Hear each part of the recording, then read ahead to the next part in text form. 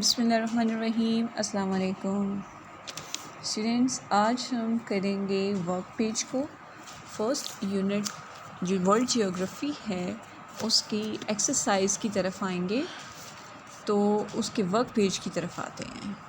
Questions हम कर चुके हैं और अब हम वर्क पेज की तरफ आते हैं। इसमें हम दो चीज़ें करेंगे, दो क्वेश्चन, दो चीज़ें हमने अंडरस्टैंड करनी है। एक इसमें हमने पाकिस्तान के मैप को अंडरस्टैंड करना है और दूसरा कुछ फिल इन द ब्लैंक्स हैं, सूटेबल वर्ड्स हैं, उनको अच्छे तरीके से लर्न करना है। If you lived in Multan, जैसे कि बताया हुआ है कि ये मैप है, अगर आप मुल्तान में रहते हैं तो जो पाकिस्तान के बिल्कुल कहा जाता है सेंटर में है, दरमियान में है, ठीक है। तो ये इधर बिल्कुल आप देख सकते हैं इस मैप में मुल्तान रेड निशान लगा हुआ है, तो ये मुल्तान। अब कहते हैं इसी तरह आपको पाकिस्तान के इस मैप में पता होना चाहिए कि कराची किधर है, कोयटा किधर है, पेशावर किधर है, इस्लामाबाद किधर है, ठीक है। अब कहते हैं कराची, सबसे पहला बता रहे हैं Karachi is to the south near the sea. आपको पता है कराची जो है वो पाकिस्तान की साउथ डायरेक्शन में। आप यहाँ पे देखें, यहाँ पे ये कंपास रोज मौजूद है जिसमें नॉर्थ, साउथ, ईस्ट, वेस्ट की डायरेक्शन बताई हुई है। तो जब उन्होंने कहा कि कराची जो है is to the south near the sea, तो आप देखें कराची जो है बिल्कुल साउथ डायरेक्शन में है और इसके इस पार सी मौजूद है, ओके। और इसके बाद नेक्स्ट है Quetta is to the waste.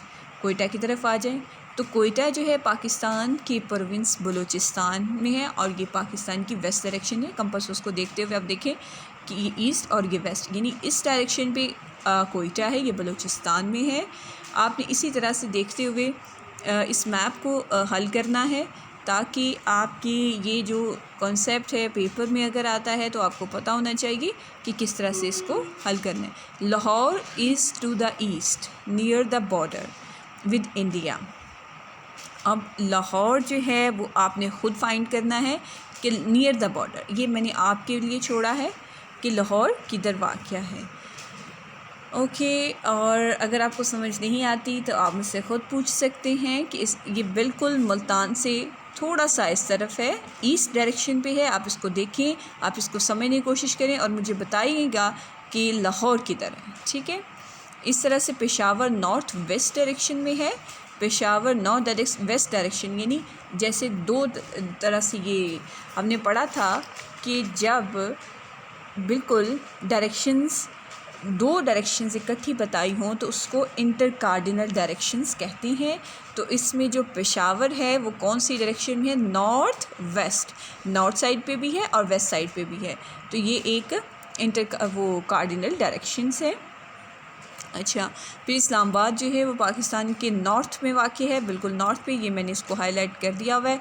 अगर आप इस लाहौर का आपका होमवर्क है कि आप देखें कि मुल्तान इस तरफ है और लेकिन बिल्कुल इसी साइड पे, ईस्ट साइड पे, इंडिया के बॉर्डर के दरमियान जो है वो इंडिया और पाकिस्तान के बॉर्डर के करीब वाक़ है लाहौर।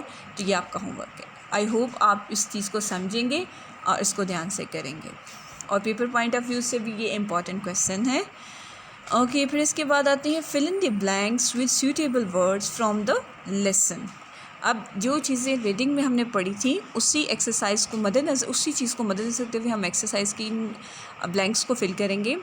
सबसे पहली है parallels of dash run from east to west round the world. यानी आपने वो पढ़ा था कि पैरेलल्स जो क्या चीज़ है, लैटिट्यूड्स, किधर से, ईस्ट से वेस्ट डायरेक्शन में जो लाइंस आती हैं तो वो क्या होती हैं, लैटिट्यूड्स। आपको याद हो जो साउथ से आती हैं नॉर्थ की तरफ, ये नॉर्थ से साउथ की तरफ आती हैं तो उसको हम कहते हैं लॉन्गिट्यूड्स। और यहाँ पे है द पैरेलल्स ऑफ लैटिट्यूड, आपने यहाँ पे लिखना है latitude run from east to west, जो ईस्ट से वेस्ट पे पैरेलल्स लाइंस आती हैं उनको हम कहते हैं लैटिट्यूड्स।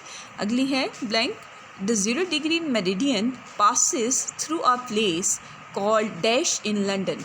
जो ज़ीरो मेरिडियन लाइन है वो कहाँ से गुज़रती है? ग्रीनविच जो एक टाउन लंदन में है वहाँ से गुज़रती है, क्योंकि आपको ये मैंने सारा लेक्चर में बता चुकी हूँ पीछे, ठीक है। इसके बाद आते हैं थर्ड ब्लैंक की तरफ। द